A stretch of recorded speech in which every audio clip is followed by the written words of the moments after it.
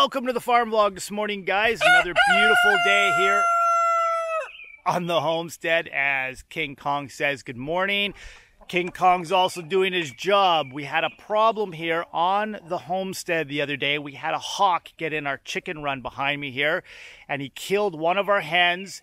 He did a lot of damage to Whitefoot's back, but Whitefoot and King Kong fought him off and killed him. And that there is why you have roosters on the homestead. When you have hens and you live in a very remote area like we do, you need something to protect your flock. We're also looking at maybe getting a really big goose. I was told that geese will help protect your chickens. Something else we're looking at. Something else we did pick up the other day, as you guys can see up behind me here. Just up here on the top of the chicken coop, we picked up a owl decoy. I'm hoping that will deter some of the hawks and eagles in the area from coming in and attacking our chickens again. But today on the homestead, we have a lot of chores to do. We need to harvest our garlic. We're going to check on our apples to see if they're ready for harvest yet. We need to tend to Whitefoot's back to make sure that he is still okay and doing well. We picked up some medication for that. We need to feed the goats. So come along with us on the homestead as we get these things done. Good morning, Panda. Good morning, Nova. Good morning, Lily. It's breakfast time. Good morning, goats.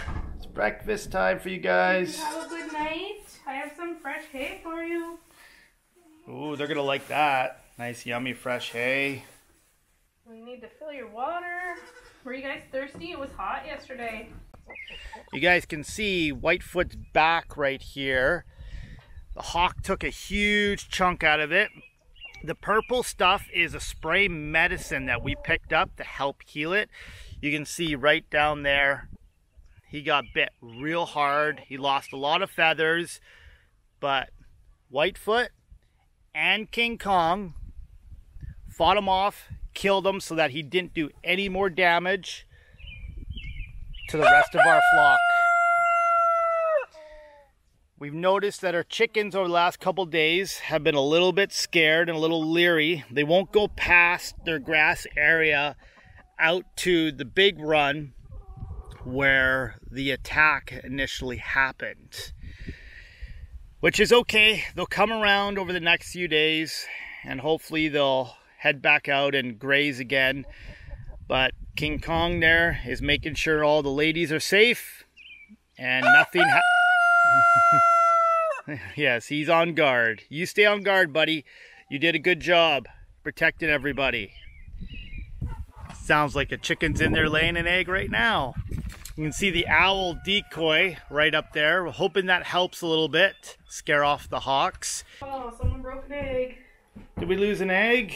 Oh. No one's here. Oh. Must have been laid late last night. Somebody pecked at it? Yeah. That's what happens sometimes. Yeah, because it's cold. Oh, so it was late last night. Late last night. We should clean that out so it doesn't encourage them to eat it. We need to put more hay in that run. We'll clean out the other nesting boxes of any chicken poop. We find the chickens have been laying their eggs between about 11 o'clock in the morning and 2 in the afternoon. Now, it was pretty rare that we had an egg that was laid late last night for us. Maybe that's something that chicken's going to start doing. We'll have to keep an eye on it so the egg doesn't get destroyed again, because sometimes the chickens get curious and they peck at it and they destroy it. But that's our very first egg that's ever been destroyed. It could be a coincidence, or it might be the chicken's very first egg and she just didn't know what to do with it.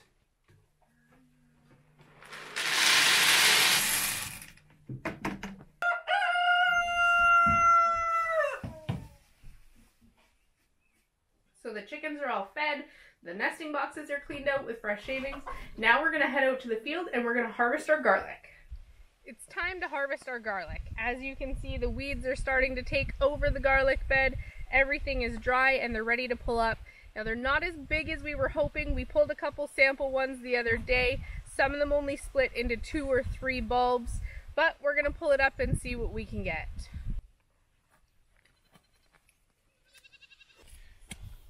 The garlic's not big this year, but it'll do.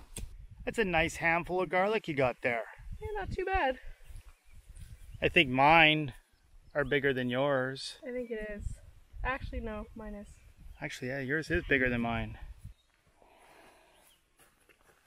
I think the bucket's full, Dad. You think the bucket's full, Maya? Yeah. What should we do about a full bucket? Careful. Try and make sure we got it all. Don't know we'll be able to do a full bucket of garlic. You see all the pumpkins behind you? Yeah? Look at all the pumpkins starting to come up just over here. Look at these, Dad. Look at this one. Pumpkins. And this one's starting to get flowers on it. Look, this one too, Dad. Look at the flowers. There's two over here. This one. Oh yeah, this one has 2 flowers on it. This one's gonna have some big pumpkins on it. But look how big this one is. This one is pretty big. Corn is over there. And look at guys, this one's gonna have a bunch of flowers coming out. These are all gonna be pumpkins. Look at that big corn over there. Yes. Look at all that. Along with all our weeds, we have some big corn over here. Let's check out the corn. Yeah. Let's see how big the corn's getting. We got corn all through here. But look at some of the corn at the back here. Look at this corn. This stuff's really growing. What about this one? That one's huge. Look behind. Look I know. These are big. So we've been saving all our string from our hay, and we're going to use it to tie up our garlic. Instead of throwing the string away, we found another purpose for it. So we're just going to sort these into a few different bunches. I'm going to put the larger ones all together. Those are the ones we're actually going to use to replant our garlic harvest for next year. And then I'm just going to put the smaller ones together. We're just going to hang them up. You can see we have a bunch up here from garlic we pulled the other day. We're just going to let them dry out, and then we're going to use them throughout the winter. Way behind you. I don't think they can see. It's way up there on the It's wall. way back there. So here's one of our crabapple trees. We have 12 of these on the property. This is one, and then we have another one over here. And we're gonna pick an apple and see if they're ready. See, these ones look really small. So I think we'll go back to the other tree and we'll pick a bigger one. I don't think they're ready, but we're gonna take an apple inside and cut it open and see how far away it is until they're ready. So we're just gonna pick one of these apples. We'll take this one here. Now I know it's not ready. I can hear King Kong back there all the way back to the house. I know it's not ready, but we're gonna check it out because we're into August now, and crab apples are usually ready the end of August to September. So we'll take it in the house, we'll open it up, and we'll see how far away it is till we can harvest all our crab apples. I got something for you. What do you have? I have Crab apples. apples. Why did you pick these? Well, I wanted to see if they were ready. I think it's too early yet. How do we know if they're early or not? It's true.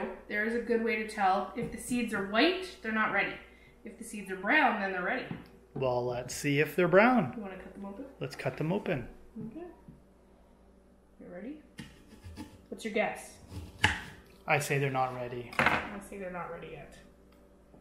Not ready. I see one brown. No. Is that not a brown seed right there? Those are white. Those ones are white, but there's one That's way white, too. down deep. You think so? You're seeing a shadow. Watch. Shadow. Pull it out. Let's see if it's white or brown. Nope. It's still white. Very white. We'll cut open the other one. Let's see how You close. think this one will be ready if that one's not? I know they're a little bit red, but...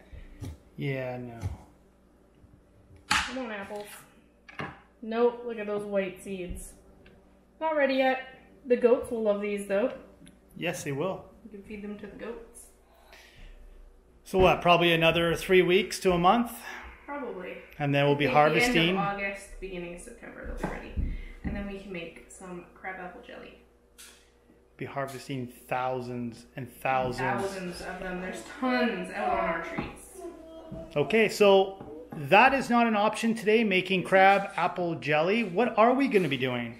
Well, I like grape jelly, but we don't have grapes, obviously, so we're gonna make grape jelly using grape juice. Grape jelly is actually really easy to make. There's only a few ingredients. I'm gonna move these apples over here. All you need basically is sugar, some pectin, and grape juice. Now you want to use 100% juice, preferably with no sugar added, because you're going to put enough sugar in it as it is. It says right here. Yes.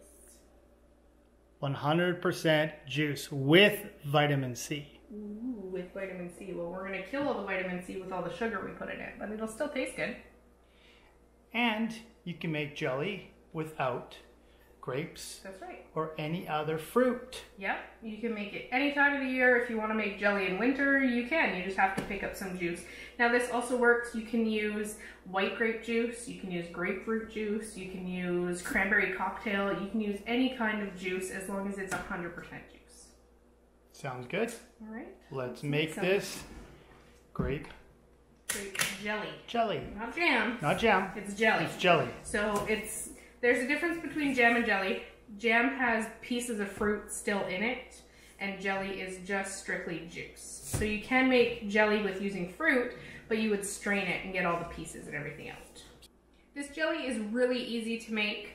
You're just gonna use 5 cups of your grape juice. There's 7 cups of sugar. I put 2 packages of pectin in mine, and then just a tablespoon and a half of butter, which keeps it from foaming over in the pot while you're boiling it.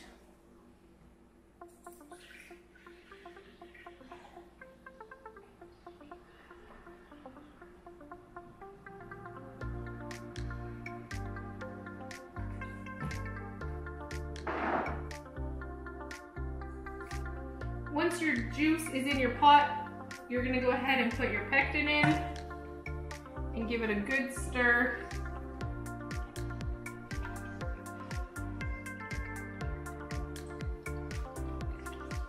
And this is where I'm gonna add my butter. Now the butter is just to prevent it from foaming over while it's boiling.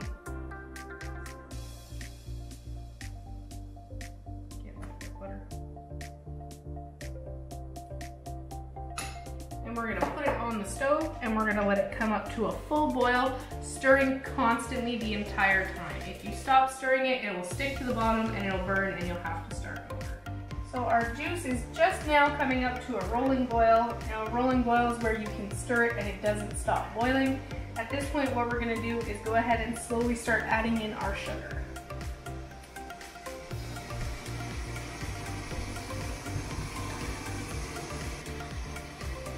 How many cups was that again? 7 cups. Do we need 7 cups of sugar?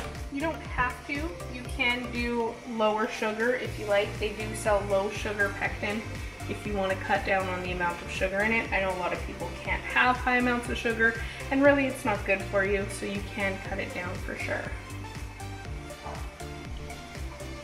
So what are we doing now? Now we're gonna stir until all the sugar is melted, and then we're gonna bring it back up to a rolling boil, and we're gonna let it boil for 1 full minute. And then we're gonna take it off the heat, and we're gonna put it into our jars. So now our mixture is up to a rolling boil. We're gonna let this boil for 1 full minute, and then we're gonna take it off the heat, and we're gonna put it into our jars. So we've let this boil for 1 full minute. I'm gonna take it off the heat. We're gonna let it settle down for just a second. We've let it sit for just a minute, and now I'm gonna take a metal spoon and we're just gonna skim the foam off the top.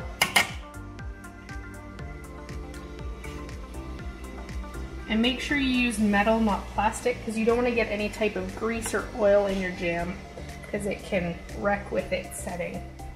We're gonna fill our jars to about 1/4 of an inch from the top.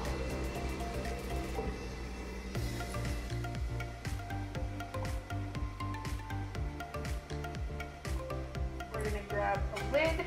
Now our lids have just been sitting in a pot of boiling water. They were all pre-washed.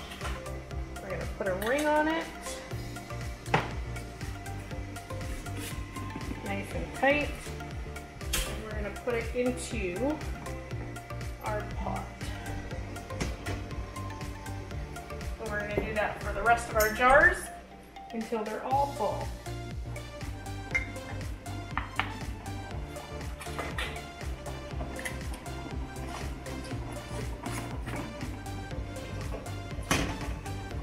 We put our full jars into our pot with about an inch space above the jars. We're gonna put a lid on it. We're gonna let it come to a rolling boil, and then we're gonna let them boil for a full 10 minutes.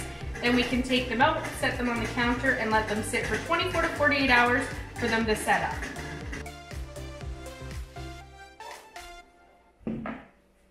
Our jelly is done. All it has to do now is sit for 24 to 48 hours to set up, and it will be good to put away.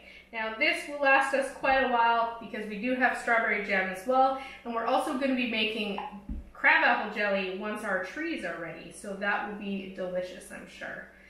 You can also make it with apple juice if you want to make apple jelly. If you don't have crabapple trees like us, we used about a half a bottle, maybe 3/4 of a bottle of grape juice to make these jars. I have another one this size that's in the fridge that I'm keeping for sauce on top of ice cream, waffles, pancakes, whatever the kids like. Thanks for hanging out with us on the farm today, guys. If you're new to our channel, make sure you subscribe. Turn on the bell notification so that you're notified every time we post a new video. If you liked today's video, make sure you give us a thumbs up.